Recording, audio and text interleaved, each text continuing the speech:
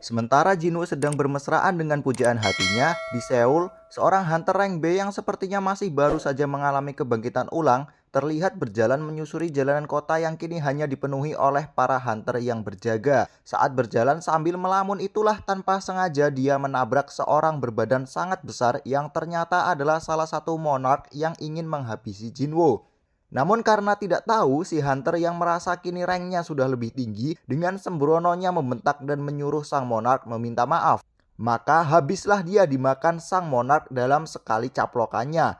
Melihat ada orang yang baru saja dimakan hidup-hidup, para hunter jelas langsung panik. Dalam kondisi yang serba panik itulah, sang monark langsung memulai aksinya untuk memicu kekacauan yang lebih besar lagi. Setelah melempar satu unit mobil untuk menggeprek seorang hunter yang naas, makhluk yang mengaku sebagai Raja Monster Fang Monarch kemudian sesumbar kalau perburuannya baru saja akan dia mulai. Dia pun menantang siapapun yang ingin mencoba untuk menghentikannya. Di dalam waktu yang sama, di sebuah hutan terpencil, Hunter Cha yang sedang cuci muka di sungai diajak oleh Sung Jinwoo untuk pergi sarapan di sebuah hotel yang jaraknya kira-kira 5 menitan saja. Oleh karena 5 menitan versi Jinwoo pasti berbeda dengan bayangan kita, pergilah mereka berdua dengan menaiki Kaisel. Balik lagi ke kota. Ketua Jinchu langsung terlihat syok begitu mendengar laporan kalau ada penyusup yang sedang mengacau. Kondisi syoknya itu langsung naik jadi frustasi begitu diberitahu kalau penyusupnya hanya satu orang saja. Dan begitu dilapori kalau Sung Jinwoo masih belum bisa dihubungi, juga makin melengkapi berita buruk di awal masa jabatannya sebagai ketua asosiasi.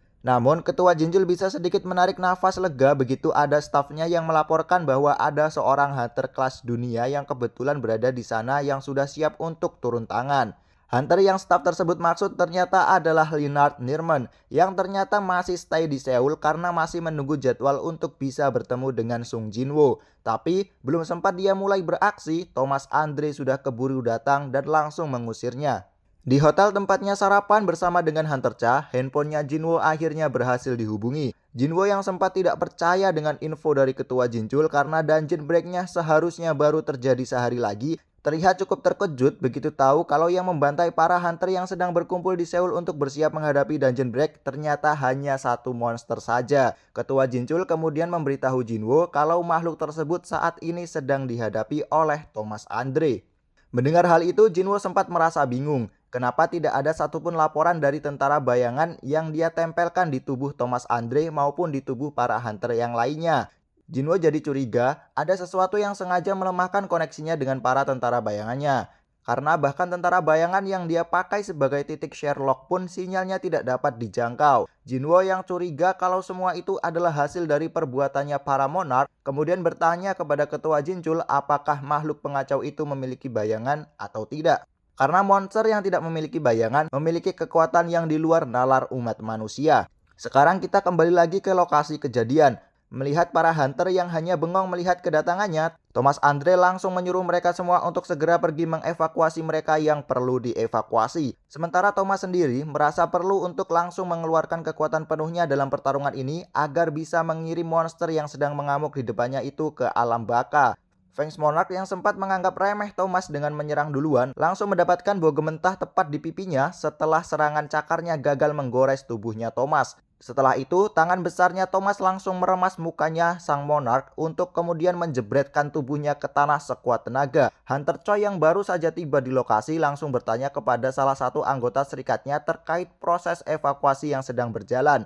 Anggotanya itu bilang saat ini mereka sedang mengevakuasi orang-orang yang masih berada di dalam gedung.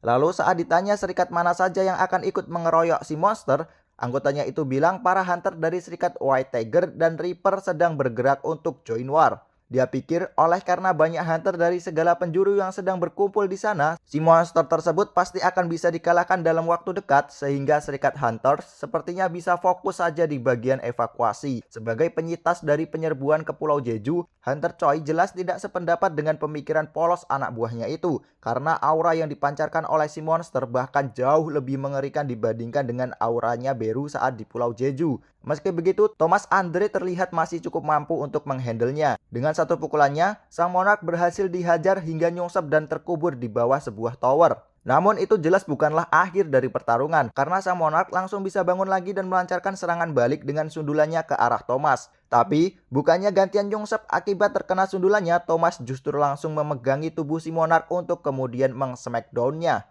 Alih-alih kepalanya nuncep di aspal, sang monark justru berhasil menendang mukanya Thomas dan terlihat semakin bersemangat menjalani pertarungan. Menanggapi antusiasme lawan, Thomas pun langsung mengaktifkan mode reinforcement.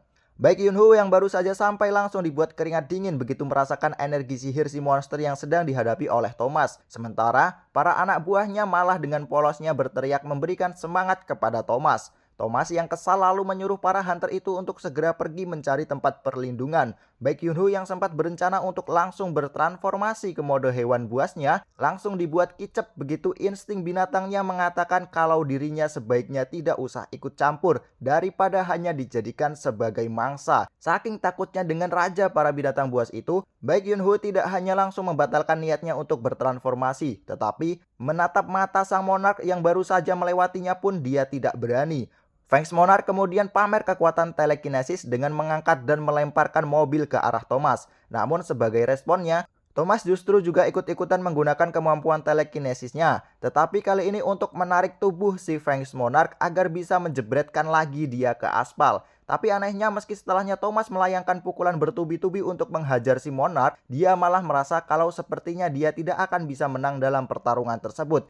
Dan firasat buruknya itu pun mulai terbukti dengan diawali dari ditangkapnya kedua bogem mentahnya oleh si Monarch. Fangs Monarch yang kelihatannya merasa sudah cukup untuk bermain-main, kemudian melakukan transformasi yang membuatnya langsung sadar akan keberadaan semut bayangannya Jinwo di dalam bayangannya Thomas. Setelah mengirim si semut pulang ke tempat majikannya, Fangs Monarch yang melihat Thomas sudah bertekuk lutut di hadapannya langsung berjalan mendekati dan mencengkram lehernya. Siapa sangka yang dia cengkram dan hancurkan hanyalah armor kosong belaka. Sementara Thomas sendiri tiba-tiba sudah berada di belakang sang monark, memiting lehernya kuat-kuat lalu memelintirnya hingga 360 derajat. Tetapi usaha Thomas itu berakhir sia-sia karena leher Fangs Monarch ternyata bisa seperti burung hantu. Thomas yang masih dalam posisi terkejut, mukanya langsung dicengkram, tubuhnya dibanting ke tanah lalu dipiting sampai tidak bisa bergerak lagi.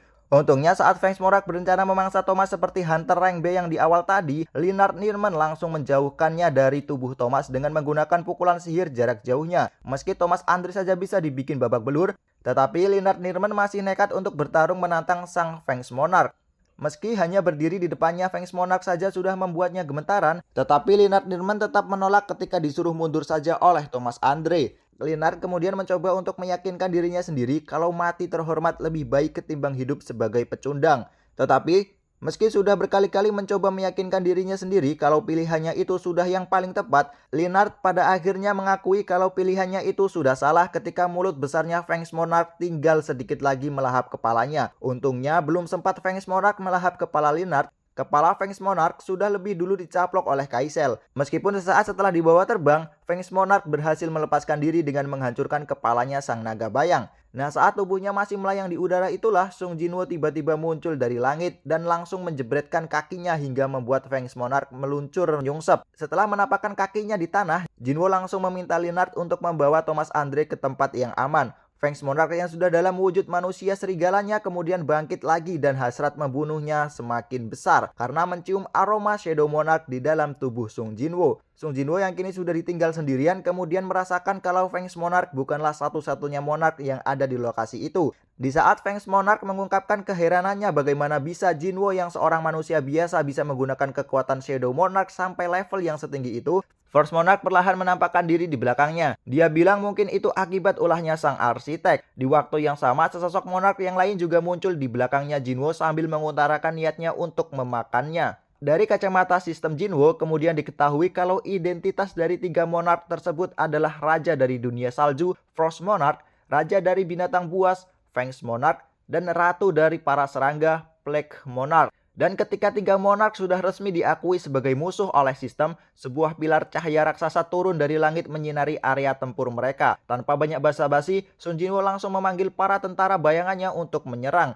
Namun dengan sekali hembusan nafasnya, Frost Monarch berhasil mengurung mereka semua di dalam penjara esnya. Melihat tentara bayangan Jinwo yang terperangkap di dalam es ada yang berjenis semut, Plague Monarch terlihat sedikit menyayangkan atas apa yang sudah Frost Monarch lakukan. Meski begitu, Frost Monarch terlihat bodoh amat. Dia malah lebih menyayangkan tindakan Jinwo yang mengirim tentara bayangan untuk menyerang mereka, yang dia anggap sebagai tindakan yang merendahkan para monark yang lain. Meskipun dia sendiri mengakui kalau Shadow Monarch adalah salah satu yang terkuat di antara mereka. Jinwo yang tangannya sempat terjebak juga di dalam balok es kemudian langsung menodongkan golok taring naganya ke arah Frost Monarch yang kini menjadi target buruan utamanya.